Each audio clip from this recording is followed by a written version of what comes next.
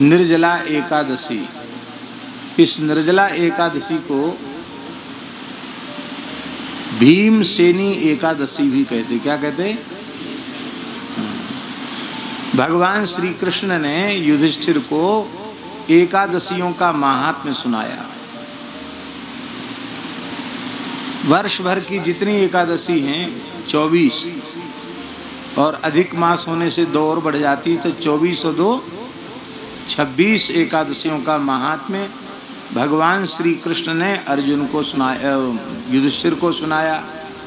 तो युधिष्ठिर भी सुन रहे हैं, भीमसेन भी, अर्जुन भी, नकुल सहदेव भी, द्रौपदी भी, सब लोग बैठ के श्रवण करते। भगवान वक्ता हैं, सब श्रोता हैं। एकादशी नहीं करता उसको नरक जाना पड़ता है। एकादशी को अन्न में पाप का निवास होता है। अन्न ने एक बार भगवान से जाकर कहा कि प्रभु, हमको सब दुनिया खाए चली जा रही है, सबको छुट्टी मिलती, हमको एक दिन की छुट्टी हमको भी मिलनी चाहिए, अवकाश हमको मिलना चाहिए। तो भगवान ने कहा ठीक है, हरिवासर को आपका अवकाश। हरिवासर माने एकादशी। एकादशी को अन्न खाता है वह पाप ही खाता है।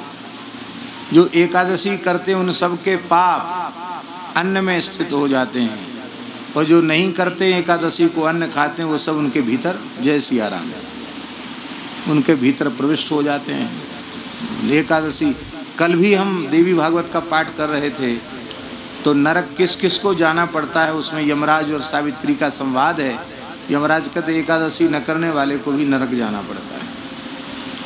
तो भीमसेन बड़े घबरा गए, बोले महाराज, व्रत उपवास के नाम से तो हमको जूड़ी आती है, हम कांपने लग जाते। वैसे किसी से कांपते नहीं हैं, लेकिन हम भूखे नहीं रह सकते, व्रत नहीं कर सकते। भीमसेन कोई व्रत नहीं करते। हमने ऐसा सुना है संतों से कि भगवान की दया से भीमसेन जी की खुराक इतनी अच्छी थी कि 70 मन तो को वो बाल भोग करते थे। 70 मन का करें कलेवा। कितना? 70 मन अन्न केवल बाल भोग में, माने जिसको आजकल लोग नाश्ता कहते हैं, स्वल्पाहार, उसमें वो 70 मन माने हैं, हाँ, 2 कुंटल 80 किलो बाल भोग।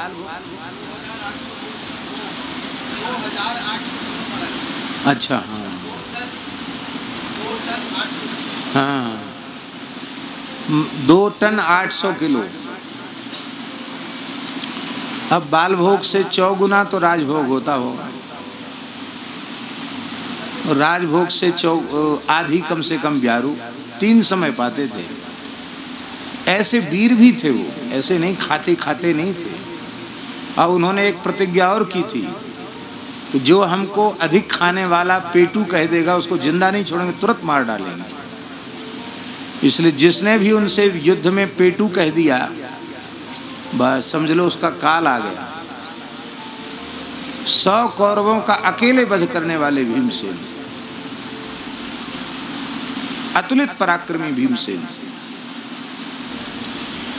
लाक्षागृह में जब आग लगी तो वहां से सबको लेके बच के निकलना था, तो भीमसेन सबका वाहन बन गए। कुंती जी को यहाँ कंधे पर बिठाया, माता जी को उनके चरण यहाँ लटके हुए, इस कंधे पर युधिष्ठिर को बिठाया, इस कंधे पर अर्जुन को बिठाया, और ऐसे गोद में नकुल सहदेव को लेकर के वे चलने लगे। भयंकर जंगल में मार्ग नहीं था, उनकी एड़ी के स्पर्श से बड़े बड़े वृक्ष धराशायी हो गए, मार्ग बनता चला गया। ऐसे प्रचंड पराक्रमी भीमसेन, साधारण पुरुष तो नहीं थे वो।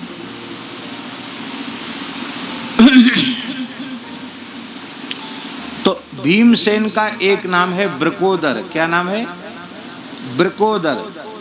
वृक नाम की विशिष्ट अग्नि उनके पेट में निवास करती थी। जठराग्नि तो सबके भीतर होती है, पर उनके भीतर वृक नाम की अग्नि थी, जिससे जो कुछ भी वो खाएं तत्काल भस्म हो जाता। जब लाक्षागृह से चले हैं पांडव, तो ब्राह्मण बनकर अपना समय व्यतीत किया उन्होंने। तो भिक्षा मांग लेते, तो भिक्षा मांग करके जब माँ के पास लाते तो कुंती माता कहती, इस भिक्षा का आधा भीमसेन को दे दो, इसका आधा भीमसेन को दे दो, और बचा आधा तो आधे में हम 6 मूर्ति पाएंगे। 6 मूर्ति माने युधिष्ठिर, अर्जुन, नकुल, सहदेव और कुंती माता, 5 लोग इसमें पाएंगे। वो आधे में भीमसेन। पर भीमसेन का बेचारों का पेट नहीं भरता था। कहाँ भरेगा पेट, कौन इतनी भिक्षा देगा। तो जल पी करके अपनी अग्नि को वो शांत करते थे। नदी में जाकर के, सरोवर में जाकर के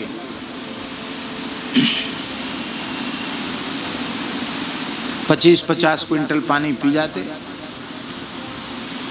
ये भीमसेन।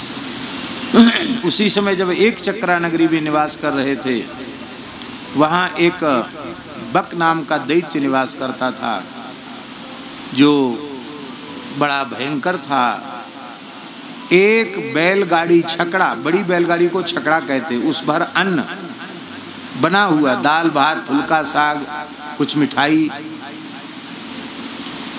और एक व्यक्ति, जिस व्यक्ति की बारी है वो व्यक्ति हर घर से एक व्यक्ति का नंबर आता था।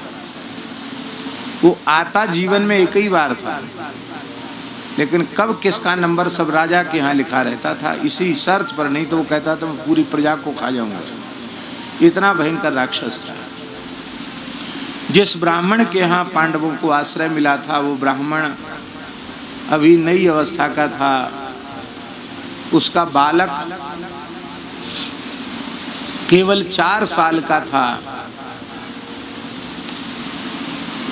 और उसकी पुत्री मात्र 6 वर्ष की थी।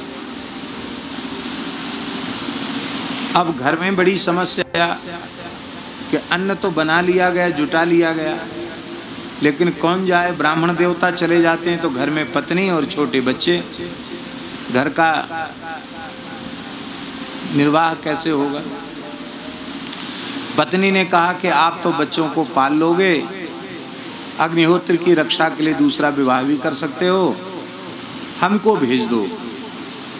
तो ब्राह्मण रोने लग गया, बोला महाराज, रक्षा करने वाले को पति कहते हैं। देवी से कहा, पाती थी पति, रक्षा करे वो पति, और हम उस असुर के मुंह में तुमको भेज दें तो हम तो अपनी पति शब्द को कलंकित करेंगे, हम तुमको नहीं भेज सकते। तो कन्या बोली कि देखो, हमारे लिए तो आप लोगों को चिंता करनी पड़ेगी,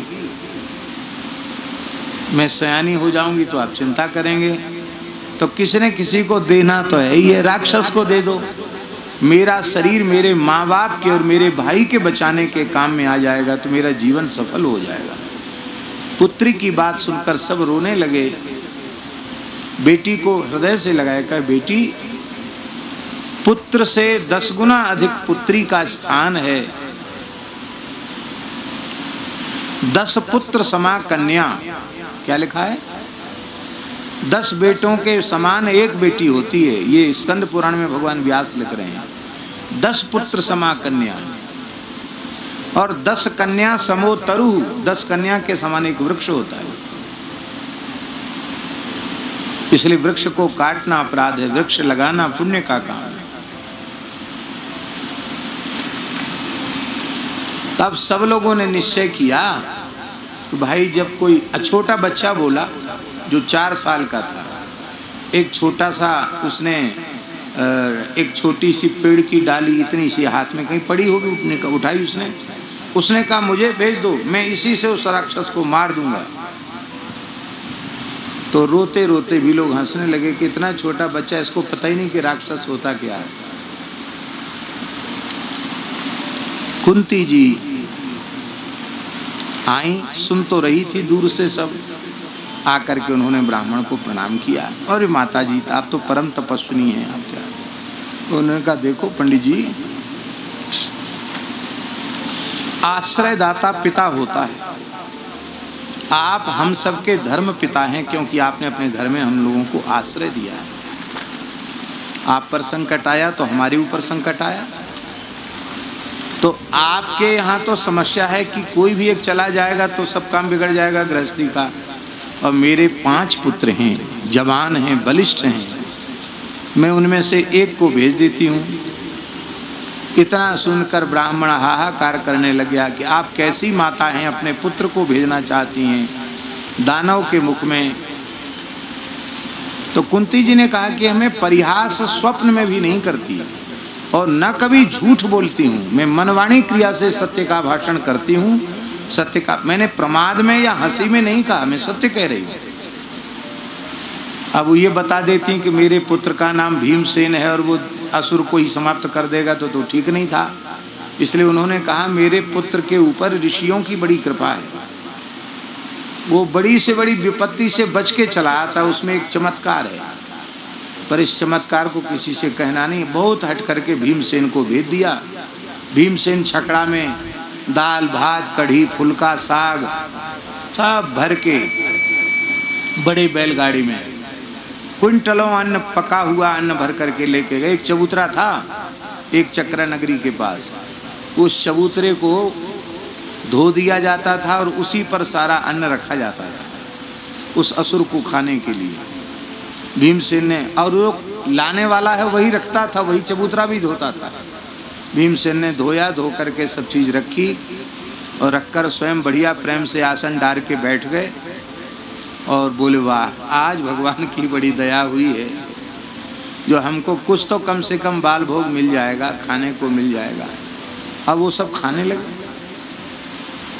दाल भात कढ़ी फुल्का साग सब खाने लगे। असुर उसने देखा, अरे ये कौन मनुष्य है जो लेके आया हमारे खाने के लिए, खुद ही खाए चले जा रहे हैं, बड़ा विशालकाय व्यक्ति है। बहुत क्रोधपूर्वक उसने कहा कि तू भी मेरे मुंह में तू खा ले, आखिर मैं भी तो तुझे खाऊंगा। कुछ बोले नहीं भीमसेन। तब क्रोध में आकर वह उनकी पीठ पर घूंसे जमाने लग गया। तो भीमसेन भोजन करते समय बोलते नहीं थे, नहीं बोलना चाहिए, शास्त्र का नियम है, वो बोलते नहीं थे। तो वो पीटता रहा क्रोध में भर भर के, खूब जोर जोर से नोचे पीटे घूसा जमाए। भीमसेन आनंद से हंसते हुए प्रेम से प्रसाद पाने लगे। जब पूरा पा लिया उन्होंने, साफ कर दिया बिल्कुल, तब हाथ पैर धो के आचमन करके फिर बोले हाँ अब तू आ जा, और उस असुर को उन्होंने मार डाला और उसके शरीर को उठाकर नगर के द्वार पर रख दिया।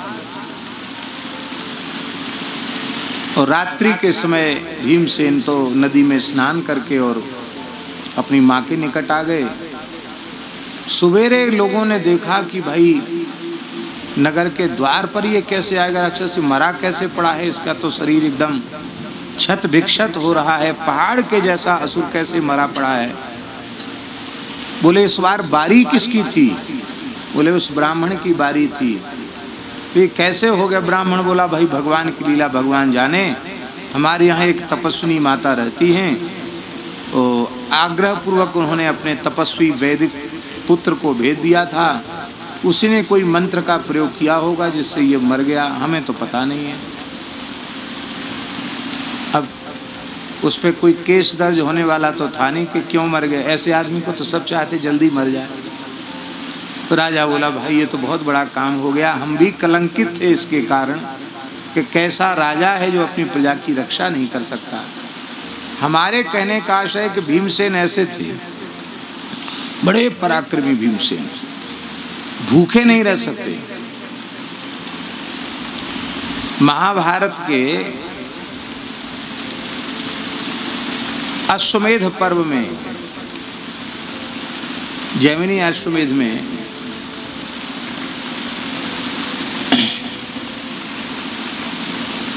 एक विचित्र कथा है भीमसेन के भोजन की, जो शायद आपने कभी न सुनी हो। भीमसेन द्वारिका से, हस्तिनापुर से और द्वारिकाधीश भगवान श्री कृष्ण का दर्शन करने आ रहे थे। तो भगवान ने रसोइयों को कह दिया कि भाई बनाओ, क्विंटलों जलेबी बर्फी इमरती कचौड़ी पकौड़ी पूड़ी गुजिया सब बनाओ, जितने प्रकार के व्यंजन हो सकते खूब बनाओ। और आज हमारे प्राण प्यारे भीमसेन आएंगे तो उनको हम खूब प्रेम से छकाएंगे उनको और छक जाएंगे वो, तो हम इससे बहुत प्रसन्न होंगे। तो भगवान के पास तो कोई बनाने वालों की कमी नहीं, रसोईया भी थे और 16,108 रानी पटरानी सब लग गई अपने अपने तरह से कुछ न कुछ बनाने में। सब बन के तैयार हुआ और भीमसेन आने ही वाले हैं। भगवान ने पाया कुछ नहीं, बोले देखो द्वारिका में सब हमारी स्तुति करते हैं, ब्रह्मा जी शंकर जी आते वो भी स्तुति करते हैं क्योंकि हम चतुर्भुज रूप में हैं, और इंद्रादि देवता का तो कहने क्या, वो तो द्वार पर खड़े रहते हैं।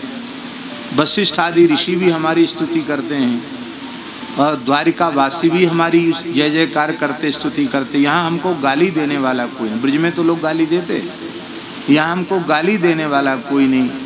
तो गाली खाए बहुत दिन हो गया। एक गाली देने वाला था शिशुपाल, उसको तो हमने मार दिया।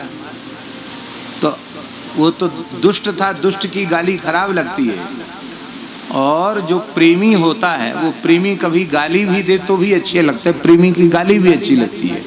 अब देखो विवाह के प्रकरण में पता नहीं उत्तराखंड में नियम है कि नहीं, उधर तो नियम है कि विवाह के समय माताएं गाली गाती हैं, उसमें मीठी मीठी गाली जो बाराती लोग आए उनको देती। यहाँ भी होता है, यहाँ भी होता है, वीडियो साहब बोल रहे हैं कि यहाँ भी होता है। तो गाली देने की परंपरा है, और गाली खा के कोई बुरा मानता है? गोस्वामी जी ने लिखा है, पंच कवल करी जेवन लागे, गारी गान सुन अति अनुरागे। अति अनुरागी, और हंसत राव सुनी सहित समाजा। गाली सुनकर सब हंस रहे हैं, प्रसन्न हो रहे हैं। पूज्य बक्सर वाले महाराज जी तो गाली नहीं गारा भी सुनाते थे। यह गारी नहीं है गारा, सुनु अवध के राजकुमारा, यह गारी नहीं है गारा।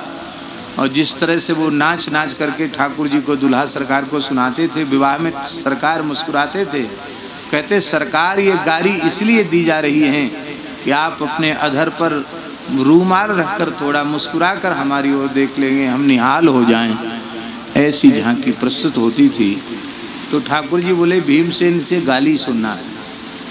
कैसे गाली दें भीमसेन? भीमसेन को भी ज्ञान है कि श्री कृष्ण परमात्मा है। तो भीमसेन आए तो उनको कहा कि उनको आराम से बिठाना तो सही, पर हमसे मिलने मत देना। क्या महाराज बहुत आवश्यक कार्य में भगवान हैं, थोड़ा आप प्रतीक्षा कीजिए, मिलेंगे। तो भीमसेन बार बार पूछें, अरे आज तक तो कभी ऐसा हुआ नहीं कि हमको बैठना पड़ा हो। अरे देखो वो होगा भगवान अपने लिए, तो हमारा तो छोटा भाई है, उम्र में हमसे छोटा है, कम है, अर्जुन की उम्र का है, हमारा भाई है,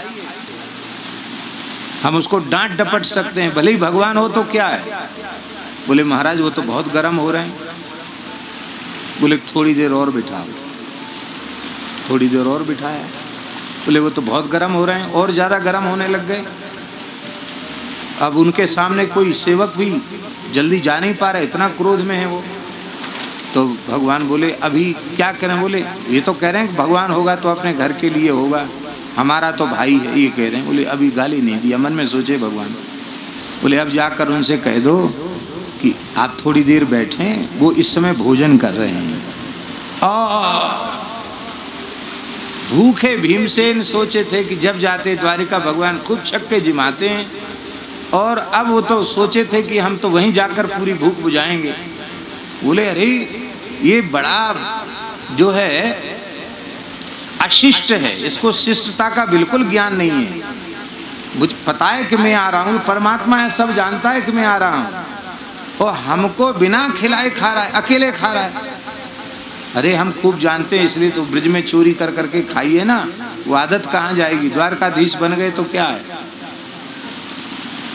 तो भगवान हंसने लगे भीतर और रानियों से बोले कि रसोइयों से बोले कि परोसने के समय वहाँ भोजन वोजन कुछ नहीं हो रहा है, झूठा ही नकली, और लड्डू लाओ और तस्मई लाओ और सूत फैनी लाओ और मालपुआ लाओ। भगवान कहते वाह कितना सुंदर बना। इतना सुनते भीमसेन और गुस्सा करता। अंत में खूब गाली देकर भीमसेन बोले कि अब हम नहीं कभी द्वारिका आएंगे। जाने लगे। जैसे उठ के जाने के लिए तैयार हुए, सोई ठाकुर जी हंसते हुए आए, भीमसेन के चरण पकड़ लिए, बोले दादा हम तो बाल भोग भी नहीं किया, आप आने वाले, हमने कुछ नहीं खाया। द्वारिका में सब हमारी स्तुति करते, कोई गाली नहीं देता। आप हमारे बड़े भाई हैं, दादा हैं, बड़े भैया हैं, तो आपसे कुछ खरी खोटी सुन ली तो हमारी भूख खुल गई। बल्लभ कुल में जो विशेष वात्सल्य वाले हैं वो ठाकुर जी को भोग धराते समय दो चार गारी भी सुना देते हैं, कहते हैं इनकी भूख खुल जाएगी। ब्रजवासी गारी देते थे उनको।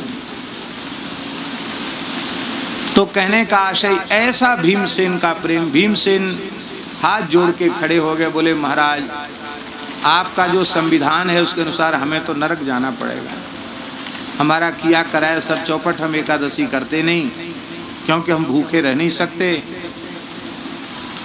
और सब कुछ कर सकते हैं, हमसे भूखा मत रखवाओ और सब कुछ करवा लो हमसे। भगवान बोले भाई एकादशी तो करनी पड़े, एक कर लो, पूरे साल की नहीं कर सकते हो, एक कर लो। कौन सी? बोले जेठ शुक्ल एकादशी। इस दिन जल भी मत पियो, दशमी को शयन के पूर्व जल का त्याग कर दो और द्वादशी के प्रातः काल सूर्योदय का दर्शन करके तब जल ग्रहण करो, ये नियम है। एक व्रत कर लो, केवल एक। इस एक व्रत के करने से वर्ष भर कोई व्रत में चूक हो जाए तो उसकी निवृत्ति हो जाती है और एक एकादशी से वर्ष भर की एकादशियों का पुण्य प्राप्त हो जाता है। और निर्जला एकादशी भी कोई करे साल में एक बार तो भी उसे नरक नहीं जाना पड़ेगा। भीमसेन को उत्साह दिलाया, बोले चलो अब तो हर महीना 2 एकादशी थी इसलिए हम घबरा रहे थे, एक दिना की तो कोई बात नहीं, एक दिना तो भूखे प्यासे रह जाएंगे। भीमसेन मौन हो गए क्योंकि बोलने से थोड़ी भूख ज़्यादा लगती है और पानी की कमी आती है। तो भीमसेन जो है मौन हो गए, खूब भगवान नाम जप करने लगे। अभी भी हिमालय में भीमगोड़ा जगह है, ये हरिद्वार या ऋषिकेश के तरफ ही है। वो भीमसेन ने वहाँ अपने पैर का प्रहार करके और जल की धारा प्रकट की, क्योंकि बहुत जब असह्य हो गया रात्रि को उनको गर्मी के कारण, तो पैर से उन्होंने ठंडी जल की धारा प्रकट की, उसके नीचे बैठ गए। जल तो पी नहीं सकते, एकादशी व्रत किया, उससे लिए उसको भीमसेनी एकादशी कहते हैं।